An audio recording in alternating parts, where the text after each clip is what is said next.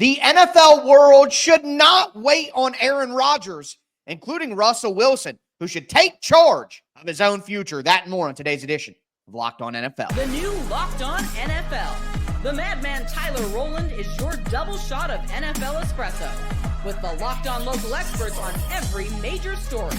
Get ready, Rowland is revving up. The new Locked On NFL starts now. Locked On Podcast Network. Your team every day.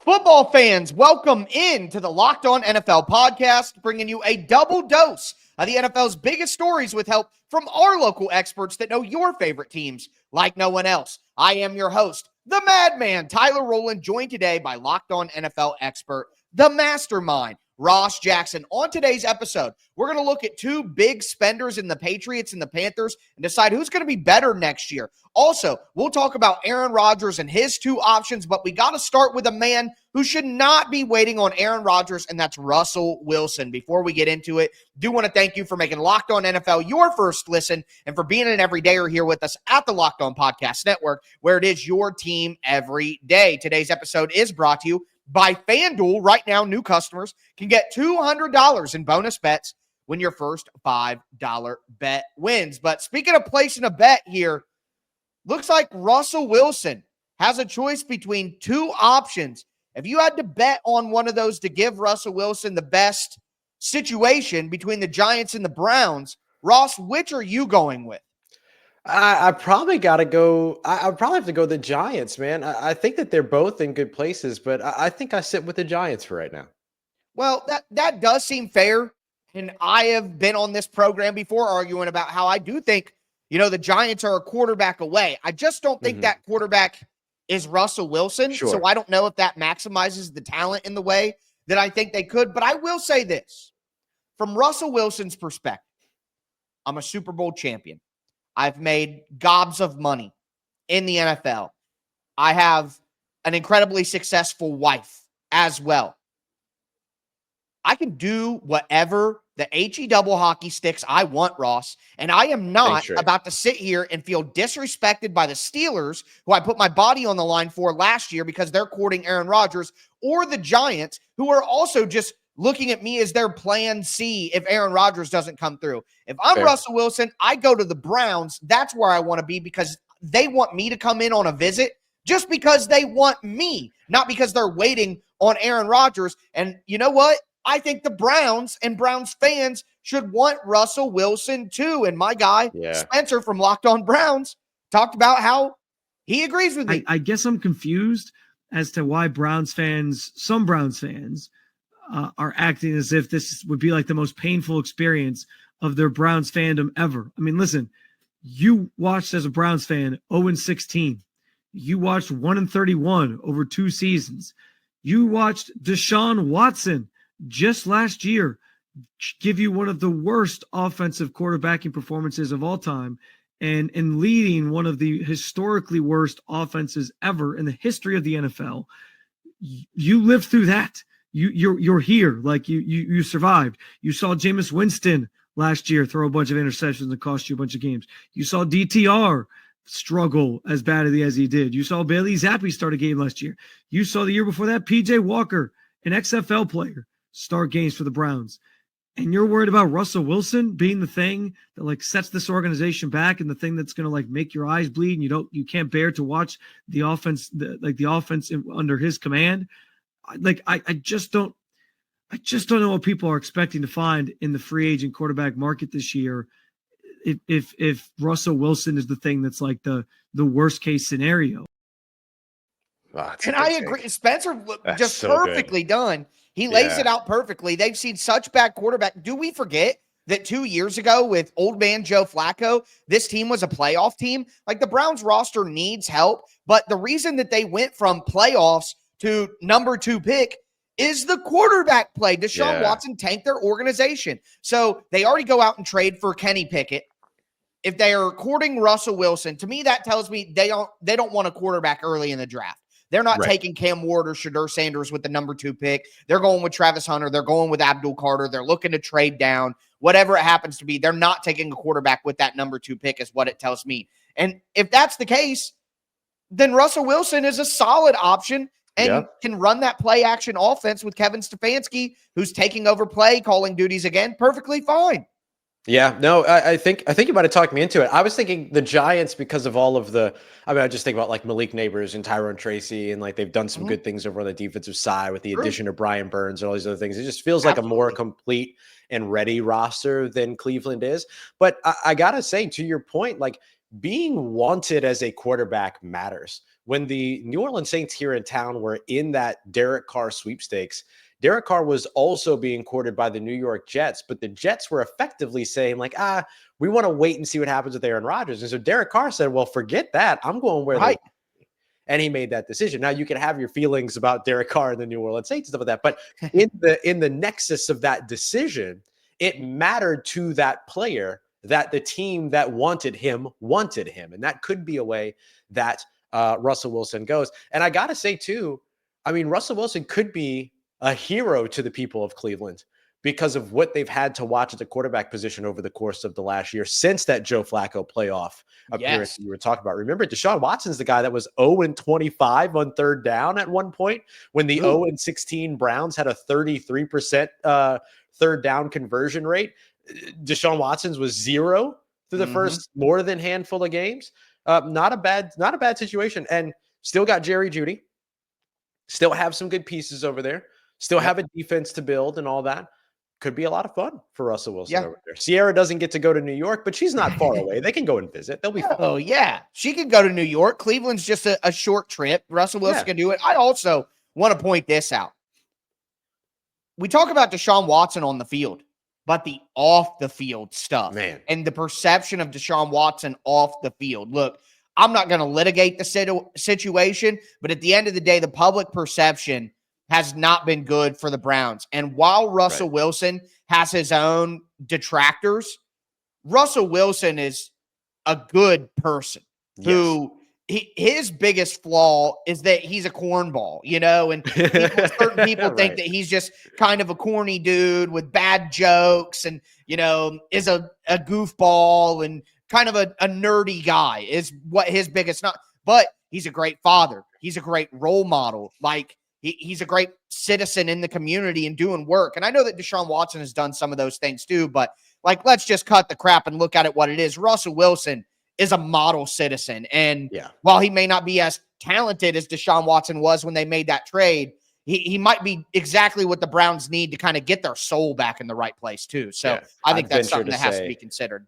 I'd venture to say that Russell Wilson is more talented now than Deshaun Watson is right now, too. I would certainly go that far. Is crazy, man, because I was a huge Deshaun Watson supporter as a player before the trade. He was so good. He carried some of those Texans teams in the way that it's kind of fallen off for him after the off-the-field stuff. Some would call it karma. I call it a bit bizarre. Either way, Russell Wilson, I think, go where you're wanted, go where they respect you. You've done it all before. You've got it all. I like Wilson to the Browns. And that leaves the Giants and the Steelers clamoring over Aaron Rodgers, who could not care less about how long it takes for him to make his decision. Today's episode is brought to you by FanDuel. March Madness is here, and FanDuel is giving you the chance to get in on the action like never before. So make sure that you check out America's #1 sportsbook. And right now, new customers can get $200 in bonus bets when your first $5 bet wins. That's 200 extra bucks to use on everything from buzzer beaters to Cinderella stories, even who is going to cut down the nets. Me personally, can't lie, I love picking my favorites, and I can back the chalk picks with spreads, totals, game props. I can stay in the action all tournament long with FanDuel, and the FanDuel app is simple. It's easy to use, and when I win, I get paid instantly. No waiting around. So make sure that you visit FanDuel.com and get in on the college hoops action all tournament long. Again, that's FanDuel.com. All right, Ross, let's continue today's edition of Locked On NFL. We talked about Russell Wilson taking charge, making his own decision, and not waiting on Aaron Rodgers. But now we got to talk about people who are waiting on Aaron Rodgers, because quite frankly, it feels like the entire NFL is. And the disclaimer that I've given on all these episodes, by the time you hear this, who knows what could happen? Aaron Rodgers could make his decision coming off ayahuasca at 2 a.m. in the morning. And, there's no way that we can cover it. But right now, the NFL world is waiting on Aaron Rodgers. And that starts with the Pittsburgh Steelers, who seem to be the favorites. And again, my guy, Chris Carter from Locked On Steelers, thinks that would be a big mistake. Supposedly part of what the hang up here is not Aaron Rodgers holding up anything to do with money. It's just him holding this up because he doesn't know what he wants to choose. And to me, if that is true, that should be the sign that the Steelers need to make their own decision in this process. Because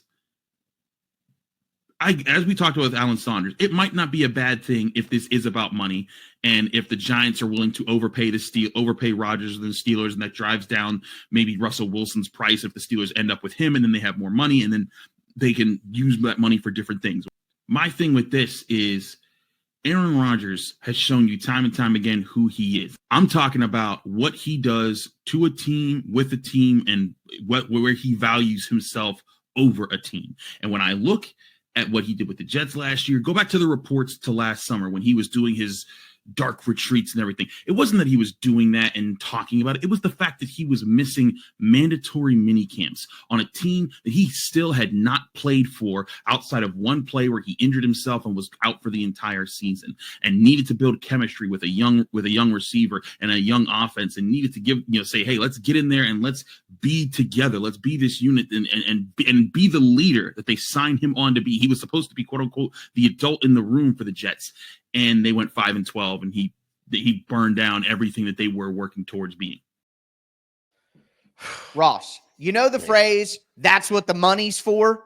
Yeah. My answer to that is, that's what Mike Tomlin's for. Look, you're worried. Yes, Aaron Rodgers was able to go in and poison the soul of the New York Jets organization, but that ain't happening with Pittsburgh. That's not going to be the case. And I would also say he ruined everything the Jets were building. The Steelers aren't building anything. The building is built, and they've just been living in it as a tenant for quite some time now. Like, if anything, the Steelers are taking the building down brick by brick. TJ Watt's getting older. Minkah Fitzpatrick's getting older. Like, they haven't really done anything in forever to say that they're building something and starting from the ground up. They've just kind of been recycling through as long as they possibly can with all these mid-tier quarterbacks. That's why I totally disagree with Chris. We disagreed about this at the Combine too. Shout out to my guy, Chris Carter.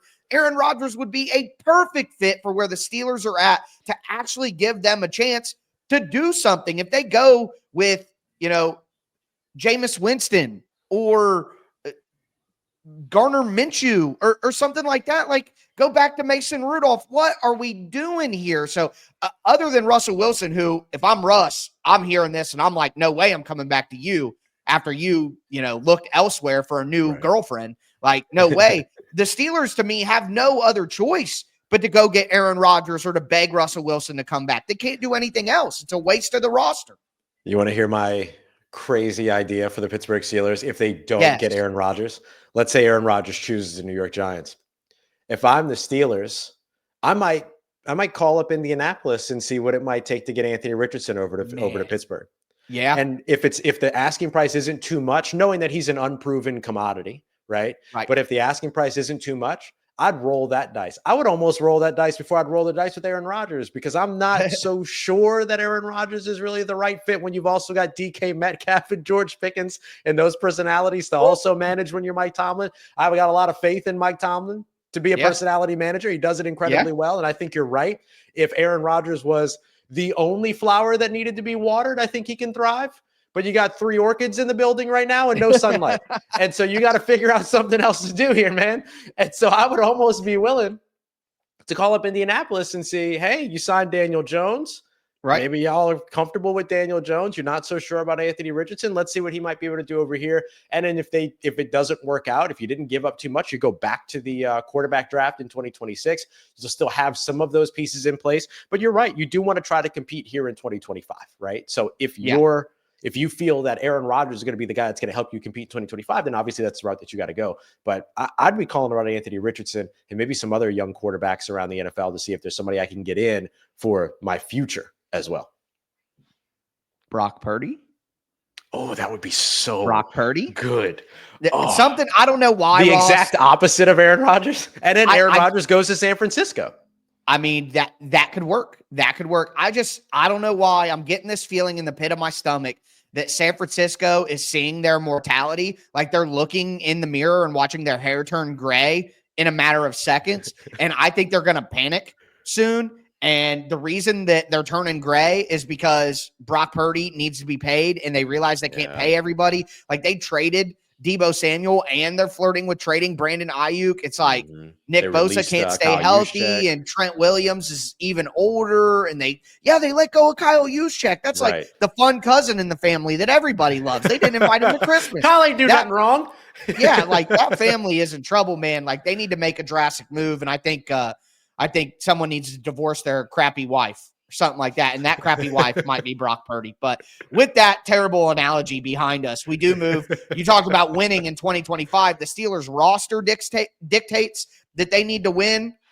Job security dictates that the New York Giants need to win. And my girl Patricia Traina from Locked On Giants talked about how they're waiting on Aaron Rodgers too. You know, it's kind of sad that it has come to this for the Giants and to a degree for the Steelers, two proud franchises who are now being kind of held up, if you will, waiting for Aaron Rodgers to decide where he's going to play or if he's going to play.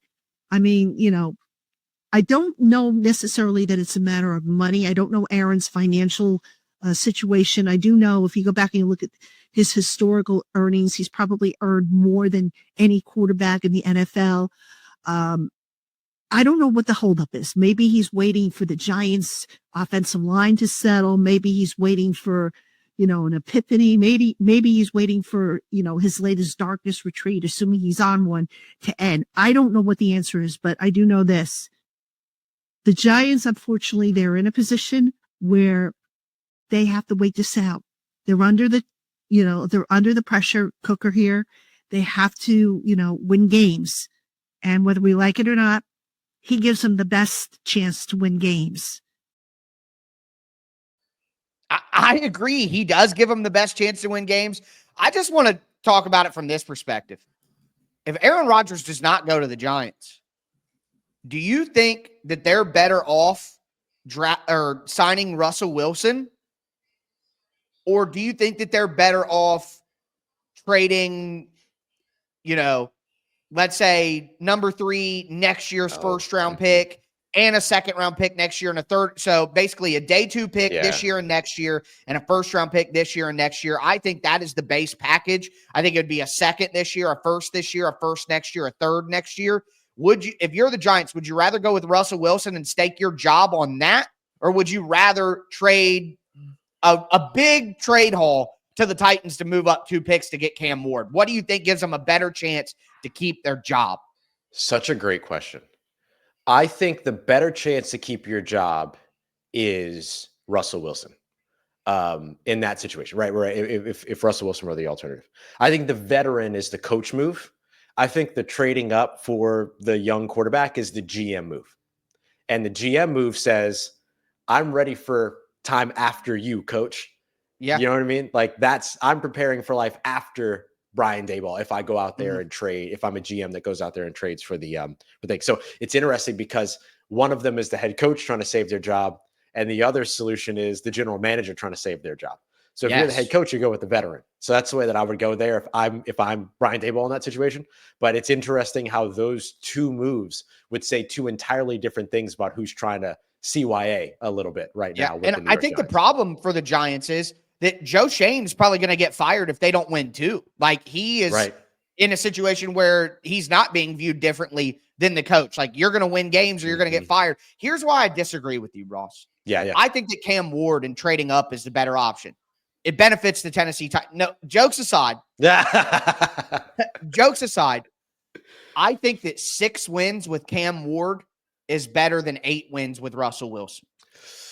That I think that your job is saved more by the allure of hope. Hey, we won some tight games. Our quarterback got better at the end of the season. We had a rookie.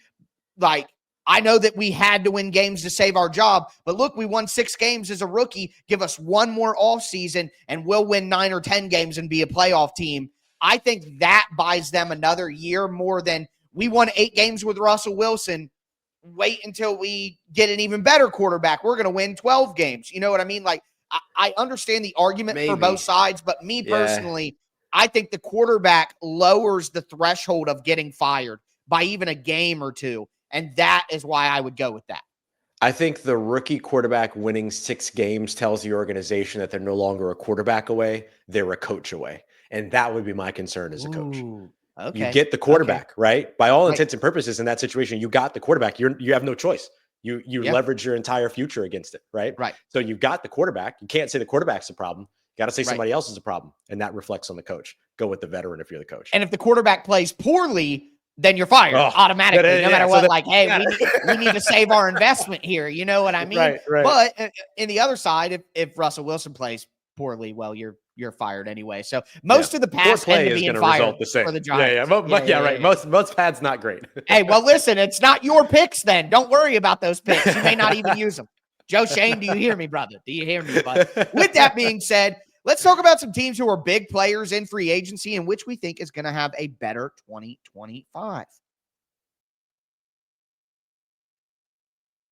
Today's episode is brought to you by Monarch Money. Ever check your bank account and wonder, where did all my money go? Between dining out and online shopping and entertainment, it's easy to lose track. That's where Monarch Money comes in. It's your personal CFO, giving you full visibility and control over your finances. Monarch Money isn't just a budgeting app. It's a complete financial command center.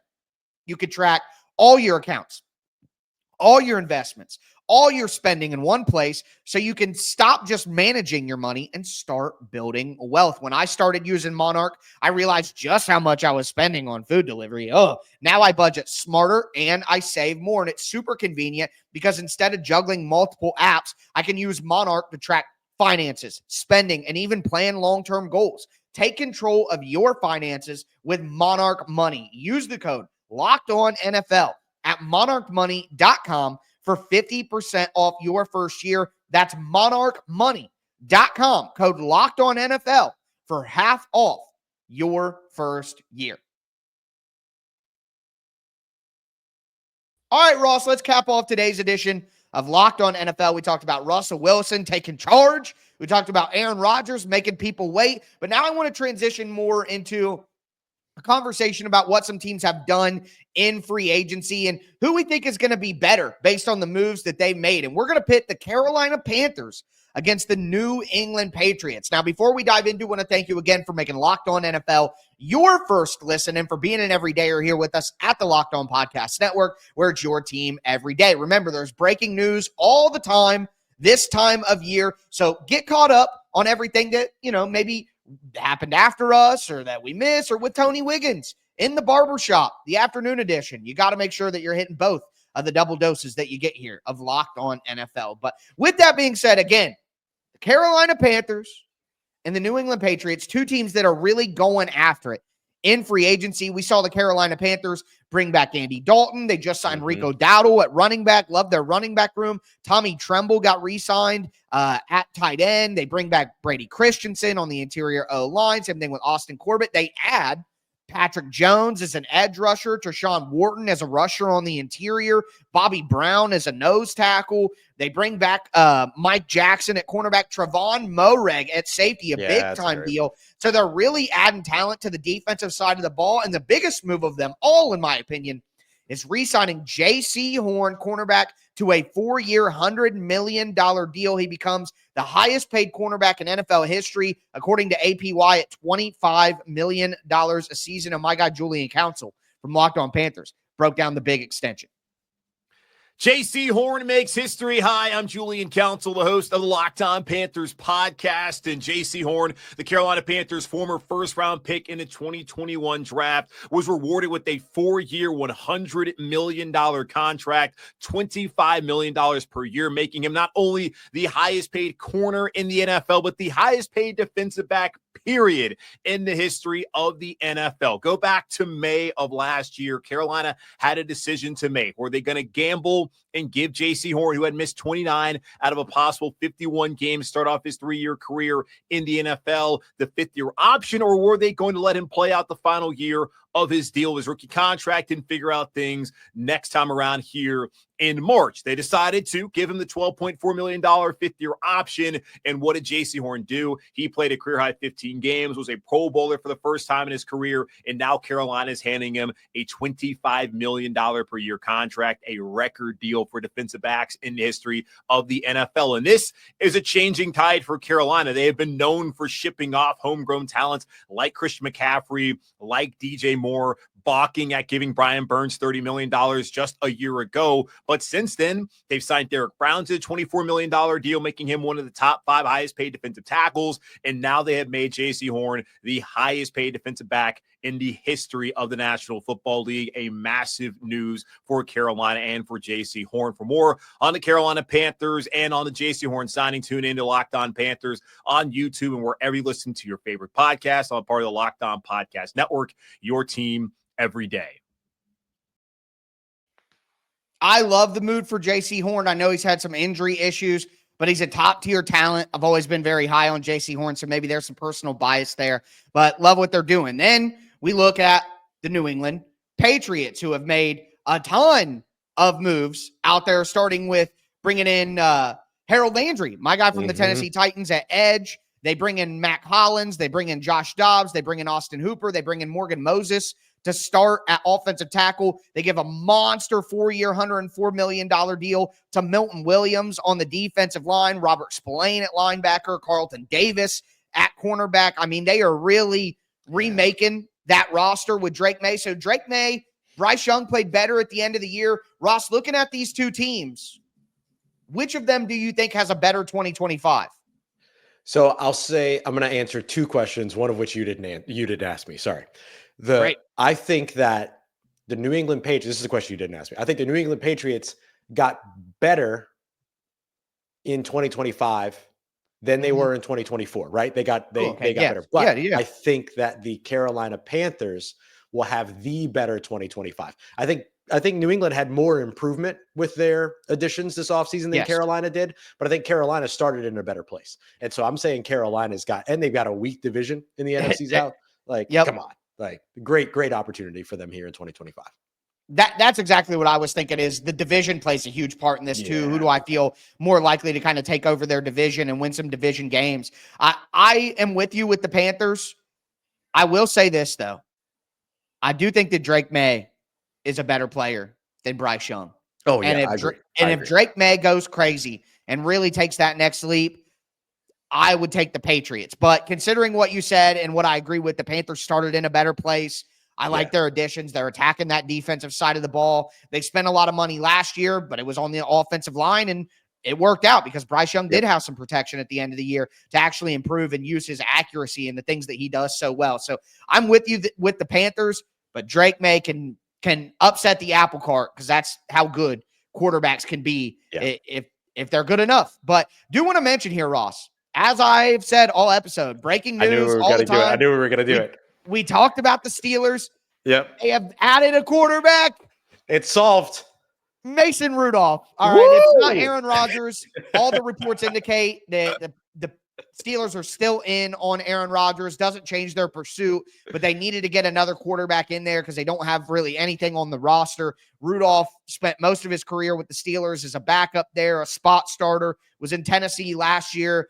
Mason Rudolph is truly a backup quarterback. He's a solid backup quarterback, though. It makes sense that he would want to go back to Pittsburgh where he was comfortable. But again, this doesn't change the Aaron Rodgers pursuit at all for the Steelers. Yeah. I do love that Mason Rudolph saw Myles Garrett get an extension in Cleveland and said, yeah, I'll go back to Pittsburgh. Great. Right. He's a glutton for punishment. Mason Rudolph enjoyed it. That's what we didn't know. Mason Rudolph was having a good time out there. But anyways, with that being said, though, NFL news breaking all the time. Again, make sure that you check out the afternoon edition of Locked On NFL with Tony Wiggins in the barbershop. But that's going to do it for us today. I am your host, the Madman, Tyler Rowland, for my co-host, the Mastermind, Ross Jackson. Thanks for tuning in, and stay safe out there.